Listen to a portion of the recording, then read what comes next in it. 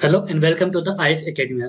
जैसा कि हम सबको पता है कि ब्रिटेन में प्राइम मिनिस्टर को लेकर कंजर्वेटिव पार्टी में इलेक्शन हो रहे हैं। बेसिकली ये कोई फुल फ्लेज इलेक्शन नहीं है, दो पार्टियों के बीच में या मल्टी पार्टीज के बीच में कोई इलेक्शन नहीं हो रहा।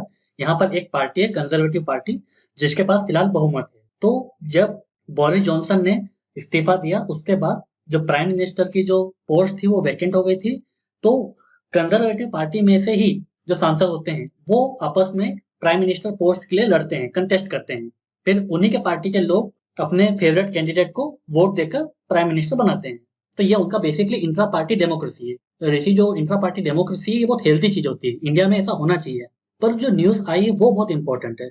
तो फिलहाल इस इलेक्शन में दो लोग उभर के आए हैं। पहला है भारतीय मूल के ऋषि सुनक और दूसरा है ब्रिटेन की लीज ट्रस। तो हुआ यूं कि जब इन दोनों के बीच में लाइव डिबेट हो रही थी, तब उस डिबेट में ऋषि सुनक ने बहुत बड़ा बयान दिया था कि जब भी मैं पीएम बनता हूं और पहले दिन से मैं चाइना के खिलाफ टफ स्टैंड लूंगा। और उन्होंने साफ साफ बोला है जो चाइना है वो यूके के लिए और पूरे वर्ल्ड के लिए एक सिक्योरिटी थ्रेट है। पर यहाँ सबसे अच्छी बात यह है कि इन्होंने चाइना के इकोनॉमिक और टेक्नोलॉजिकल एग्रेशन के बारे में बात की। चाइना मिलिट्री एग्रेशन दिखाता है, नो डाउट, पर साथ ही साथ चाइना का जो इकोनॉमिक एग्रेशन है, जो टेक्नोलॉजिकल एग्रेशन है, उस पर भी बात होना बहुत जरूरी है। क्योंकि उसका जो इनिशिएटिव है बेल्ट एंड रोड इनिशिएटिव और जो डेट ट्रैप डिप्लोमेसी, उसके तहत वो बहुत कंट्रीज को डिस्टेबलाइज कर रहा है। श्रीलंका इसका मेजर एग्जांपल है कि कैसे डेट ट्रैप डिप्लोमेसी के तहत चाइना दूसरी कंट्री के पॉलिटिकल सिस्टम को वहां के ओवर पावर कर लेता है। उन्होंने बताया कि जो चाइना ब्रिटेन के लिए एक लार्जेस्ट थ्रेट है। और उन्होंने इस बात पे भी एग्री किया कि चाइना जो है वो इंडिया को टारगेट करता है। हमने देखा है कैसे गलवान वैली में चाइना के साथ हमारा क्लैश हुआ था, उसमें हमारे कई सैनिकों को जान गंवानी पड़ी थी। तो उन्होंने इस बात को एक्नॉलेज किया कि जो चाइना है वो एग्रेशन दिखा रहा है इंडिया के अगेंस्ट। और इंडिया के साथ साथ पूरे वर्ल्ड के लिए चाइना एक मेजर थ्रेट है आज की तारीख में। इसी के लिए इसीलिए उन्होंने चाइना को थ्रेट नंबर वन का तमगा दिया है। तो चाइना के थ्रेट को देखते हुए उन्होंने अपना स्टेटमेंट दिया कि जैसे वो पीएम बनते हैं, फर्स्ट डे वन से एज ए पीएम वो चाइना के अगेंस्ट टफ स्टैंड लेंगे। पर हमें यह समझने की जरूरत है कि यह जो बयान है वो आउट ऑफ कंटेक्स्ट नहीं आया है। दरअसल हुआ क्या कि जो उनकी जो अपोजिशन है, लीज ट्रस, उन्होंने ऋषि सुनक पर यह इल्जाम लगाया कि वो चाइना और रशिया के खिलाफ सॉफ्ट स्टैंड ले रहे हैं। तो इंडिया के लोगों में यह भ्रम नहीं होना चाहिए कि वो भारतीय मूल के हैं और हमारी तकलीफों को देखकर वो ऐसा कोई बयान दे रहे हैं। नहीं, ये पूरा उनका पॉलिटिकल स्टेटमेंट है। क्योंकि उस पार्टी के बहुत से जो सांसद, जो एमपी हैं, वो एंटी चाइना है। तो उनका समर्थन हासिल करने के लिए वो इस टाइप का स्टेटमेंट दे रहे हैं। और ये जो लीज ट्रस्ट है ये दरअसल एंटी चाइना स्टैंड रखती हैं। फिलहाल ये ब्रिटेन की फॉरेन मिनिस्टर हैं। मतलब बोरिस जॉनसन के खिलाफ ये नहीं थी। पर ऋषि सुनक ने बोरिस जॉनसन के कैबिनेट से इस्तीफा दिया था। इसका मतलब कि वो बोरिस जॉनसन के अगेंस्ट थे। इसीलिए बोरिस जॉनसन ने भी ट्वीट करके कहा था कि ऋषि सुनक के अलावा कोई भी पीएम बनता उन्हें कोई आपत्ति नहीं। इसका मतलब वो ऋषि सुनक के अगेंस्ट हैं। तो जो लीज ट्रस्ट हैं उनको बोरिस जॉनसन का भी सपोर्ट हासिल है और जो एंटी चाइना जो जितने भी एमपी है उनका भी समर्थन हासिल है। तो ऐसा स्टेटमेंट देकर ऋषि सुनक कंजर्वेटिव पार्टी के जितने भी एंटी चाइना एमपी है उनका सपोर्ट भी हासिल करना चाहते हैं। तो एक तरीके से डेमोक्रेसी के लिए अच्छी प्रैक्टिस है कि जो आपका जो मेन लीडर होता है वो आपके जो पार्टी के एमपी हैं उनके प्रति अकाउंटेबल है। हमारे देश में जितने भी इलेक्शन होते हैं वो कल्ट फिगर पर आधारित होते हैं। जवाहरलाल नेहरू हो गए, इंदिरा गांधी हो गई, अटल बिहारी वाजपेयी हो गए, नरेंद्र मोदी हो गए। तो ये सब अपने कल्ट फिगर के लिए जाने जाते हैं। तो इनकी पॉपुलैरिटी को देखते हुए हमारे देश के जो एमपी हैं वो इन्हें अपना नेता चुन लेते हैं। पर इंट्रा पार्टी जैसा कोई डेमोक्रेटिक सेटअप या प्रोसेस हमारी जो पॉलिटिकल पार्टी है वो नहीं फॉलो करती है। वहां भी बाइकैमरलिज्म है, दो हाउस हैं, एक हाउस ऑफ लॉर्ड्स है, एक हाउस ऑफ कॉमन्स है। तो ये जो हाउस ऑफ कॉमन्स है उसकी 650 सीटों में जो कंजर्वेटिव पार्टी है उसके पास 357 एमपी है। तो इनके पास मेजोरिटी है, तो इन्हीं की गवर्नमेंट होगी। तो कंजर्वेटिव पार्टी के 357 एमपी इन दोनों के बीच में डिसाइड करेंगे कौन होगा अगला पीएम। पर जो फिफ्थ राउंड का जो वोटिंग हुआ था उसमें ऋषि सुनक को बढ़त हासिल है। उनको 137 एमपी का समर्थन हासिल था और लिस्ट ट्रस्ट को 113 वोट मिले थे। पर यहाँ पर एक चीज और है कि जो यूगोव सर्वे हुआ था, इस सर्वे में बताया गया जो पॉपुलैरिटी थी वो लीस्ट ट्रस्ट के लिए ज्यादा थी।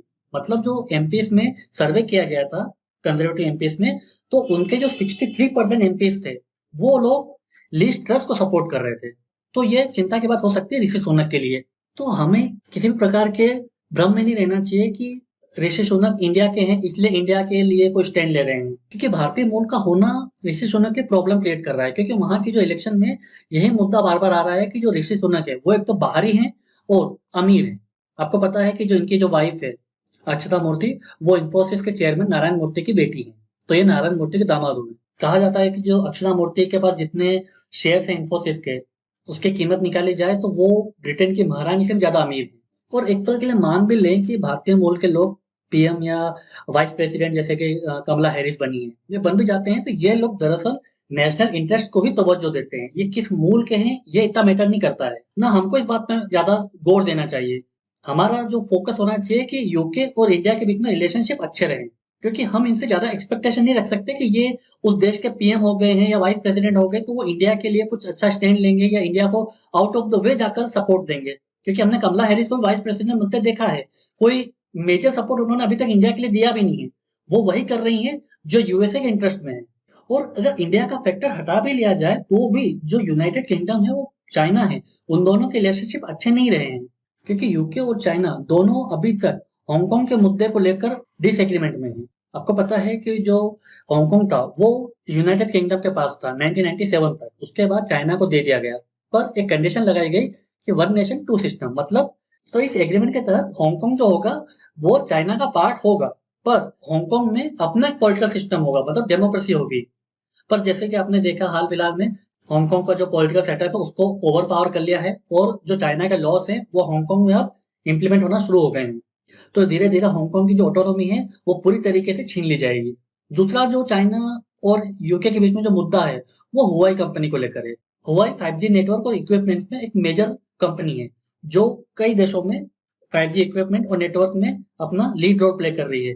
पर इस कंपनी पर बार बार आरोप लग रहे हैं कि यह कंपनी उस देश का डाटा चुरा कर या फिर ये कंपनी उस देश में जासूसी कर रही है और इंफॉर्मेशन चाइना को पास कर रही है। यही वजह है कि यूके ने इस कंपनी को बैन कर दिया है। इंडिया ने भी हुआई को किसी भी प्रकार के 5G इक्विपमेंट और नेटवर्क में पार्टिसिपेट करने से बैन कर दिया है। उसके अलावा उइगर मुद्दा है। जैसा कि हम सबको पता है कि जो चाइना के जितने मुस्लिम्स हैं उनको कॉन्सेंट्रेशन कैंप में रखा जा रहा है, तो ह्यूमन राइट अब्यूज देखने को मिल रहा है। यही वजह है कि जो यूके है वो इस बात का विरोध करता रहा है। अगला जो फैक्टर ताइवान इशू को लेकर, ताइवान को लेकर चाइना एग्रेसिव स्टैंड अपना रहा है। चाइना का साफ साफ मानना है कि ताइवान अगर शांतिपूर्वक चाइना में नहीं मिलता है तो वो मिलिट्री का यूज करके ताइवान को कैप्चर कर लेंगे। तो यूएसए यूके सब इस बात के अगेंस्ट हैं। तो ऋषि सुनक ने बोला है कि जब मैं पीएम बनूंगा तो उसके पहले दिन से मैं चाइना के अगेंस्ट टफ स्टैंड लूंगा। उसमें सबसे पहला जो स्टेप है वो है जितने भी कंफ्यूशियस इंस्टीट्यूट हैं ब्रिटेन में उनको बैन करना। मतलब पूरे वर्ल्ड में अगर कंफ्यूशियस इंस्टीट्यूट कहीं भी हैं वो ब्रिटेन में सबसे ज्यादा है। ये इंस्टीट्यूट चाइना के सॉफ्ट पावर को स्प्रेड कर रहे हैं, पर इन पे इल्जाम ये लगाया जाता है कि यह फंडिंग के जरिए अपना प्रोपेगेंडा फैला रहे हैं। ब्रिटेन में जितने भी यूनिवर्सिटीज हैं वहां पर चाइना के फेवर में प्रोपेगेंडा ज्यादा फैला रहे हैं। और उन्होंने एक बात ये बोली है कि नाटो स्टाइल का एक अलायंस बनाएंगे।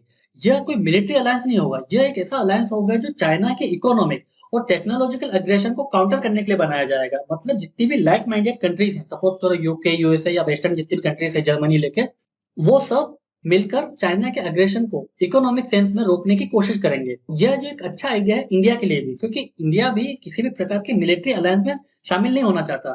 पर यह जो आइडिया है कि किसी भी देश के इकोनॉमिक और टेक्नोलॉजिकल अग्रेशन को रोकने के लिए अगर आप सब लोग एक साथ मिलकर कोई स्टेप लेते हो तो हमें उस चीज का वेलकम करना चाहिए या उस चीज को पॉजिटिवली सोचना चाहिए। क्योंकि इंडिया पर भी कई प्रकार के साइबर थ्रेट चाइना से आ रहे हैं, तो हमें उससे काउंटर करने के लिए एक ग्लोबल पार्टनरशिप की आवश्यकता है। और चाइना में बार बार इल्जाम लगता है कि जो ब्रिटिश के जितने भी टेक्नोलॉजिकल फर्म्स हैं या फिर टेक्नोलॉजिकल स्टार्टअप हैं वो चाइना एक्वायर करता जा रहा है। चाइना की कंपनी जो होती है वो दिखने में अपीयर ऐसा होता है कि वो पॉलिटिकल पार्टी से कनेक्ट नहीं करती हैं, पर उनमें इल्जाम लगा जाता है कि वो सीक्रेटली पॉलिटिकल पार्टी से कनेक्ट होती हैं और जो इन्फॉर्मेशन है वो बाईपास करती है और जो चाइनीज पॉलिटिकल पार्टी है उनका एजेंडा फॉरवर्ड करती है। और उन्होंने MI5 को सपोर्ट देने की बात कही कि FBI से कॉपरेट कर कर जितने भी ब्रिटिश बिजनेसेस हैं या फर्म्स हैं उन्हें चाइना के कंट्रोल से बाहर निकालने की कोशिश करना चाहिए या चाइना को किसी भी प्रकार का एक्विजिशन करने से रोकना होगा।